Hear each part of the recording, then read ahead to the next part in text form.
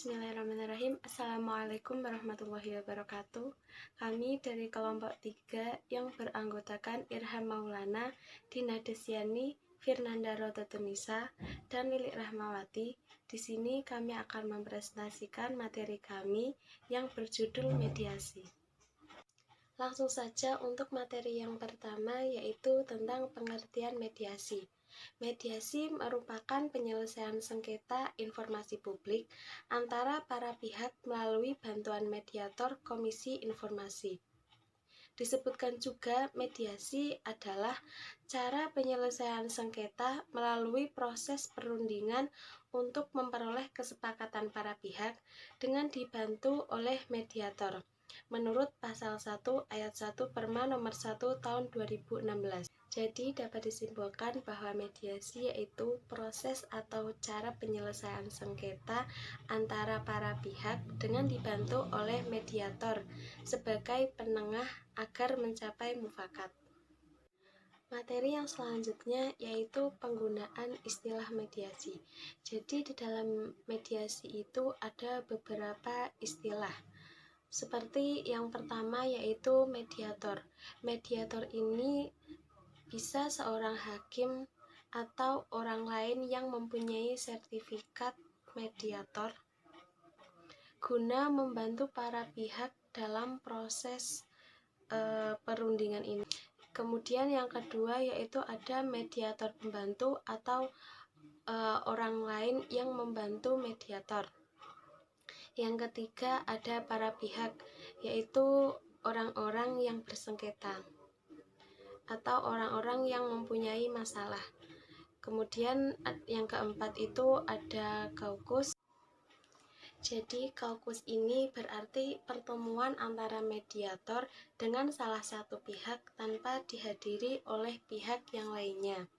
Kemudian yang kelima ada berita acara mediasi atau keterangan jalannya proses mediasi ini.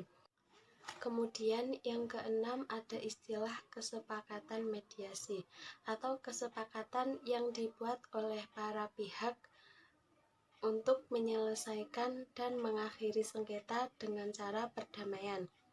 Sedangkan yang nomor 7 ada istilah pernyataan mediasi gagal atau pernyataan yang dibuat oleh mediator atas ketidaksepakatan antara para pihak untuk menyelesaikan dan mengakhiri sengketa dengan perdamaian.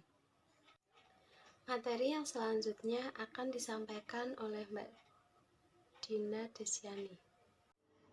Materi yang selanjutnya yakni macam-macam mediasi dan tahapan mediasi. Dilihat dari sisi tempatnya, mediasi dibagi menjadi dua macam. Yang pertama, mediasi di pengadilan. Mediasi di pengadilan sudah sejak lama dikenal.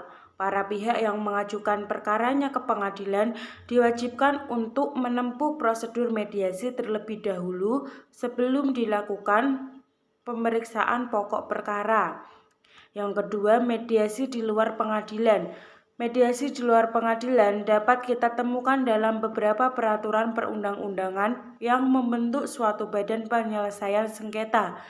Perma nomor 1 tahun 2016 juga mengatur ketentuan yang menghubungkan antara praktik mediasi di luar pengadilan yang menghasilkan kesepakatan.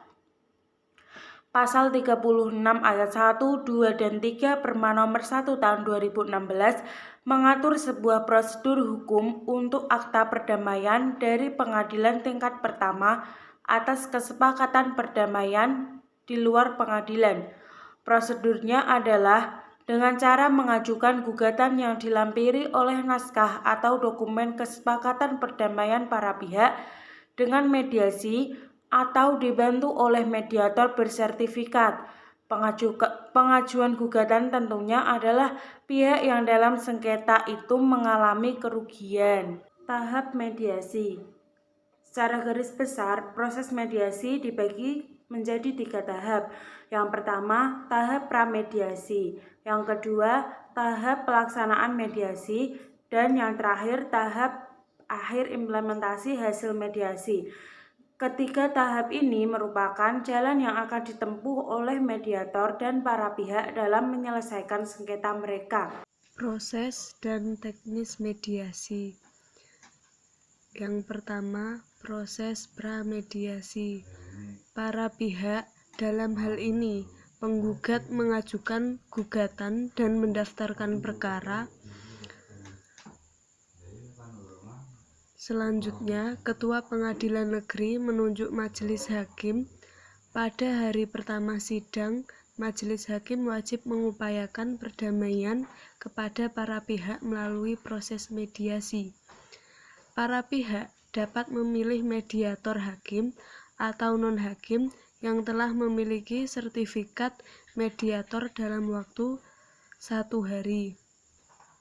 Apabila dalam waktu 1 hari sebelum ditentukan, maka majelis menetapkan mediator dari para hakim. Yang kedua, proses mediasi.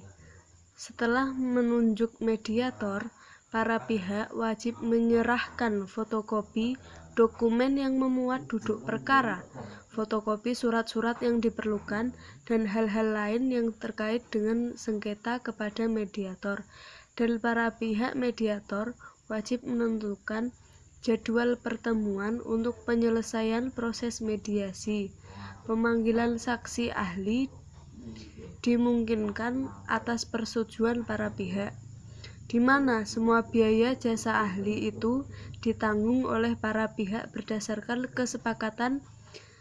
Mediator wajib mendorong para pihak untuk menelusuri dan menggali kepentingan para pihak dan mencari berbagai pilihan penyelesaian terbaik apabila diperlukan. Kaukus atau pertemuan antara mediator dan salah satu pihak tanpa kehadiran pihak lain dapat dilakukan. Yang ketiga, proses akhir mediasi. Jangka waktu proses mediasi di dalam pengadilan paling lama adalah 40 hari kerja dan dapat diperpanjang lagi paling lama 14 hari kerja. Jika mediasi menghasilkan kesepakatan, para pihak wajib merumuskan secara tertulis kesepakatan yang dicapai dan ditandatangani kedua pihak, di mana hakim dapat mengukuhkannya sebagai sebuah akta perdamaian.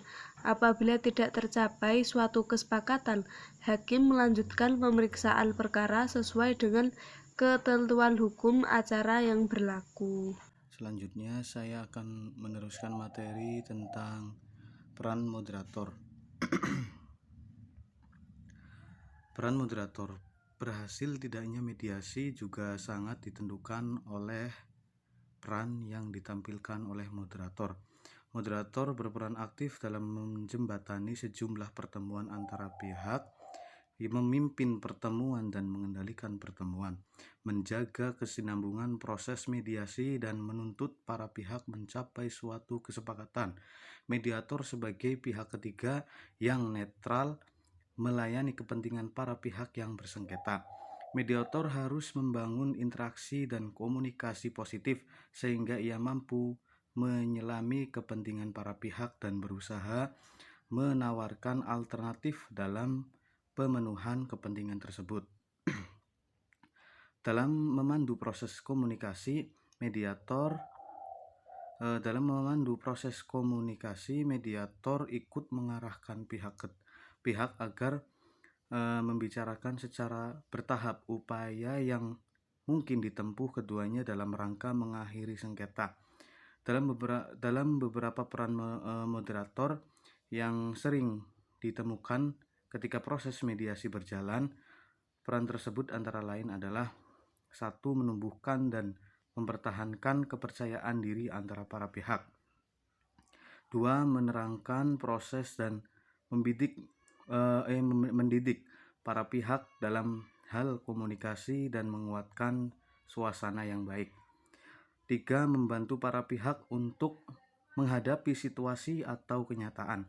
4. Mengajar para pihak dalam proses dan keterampilan tawar-menawar. 5. Membantu para pihak mengumpulkan informasi penting dan menciptakan pilihan-pilihan untuk memudahkan penyelesaian problem. Peran moderator akan terwujud apabila moderator mempunyai sejumlah keahlian atau skill. Keahlian ini diperoleh melalui sejumlah pendidikan, pelatihan atau training, dan sejumlah pengalaman dalam menyelesaikan konflik atau sengketa. Mediator sebagai pihak yang netral dapat menampilkan peran sesuai dengan kapasitasnya. Mediator dapat menjalankan perannya mulai dari peran terlemah sampai peran yang terkuat.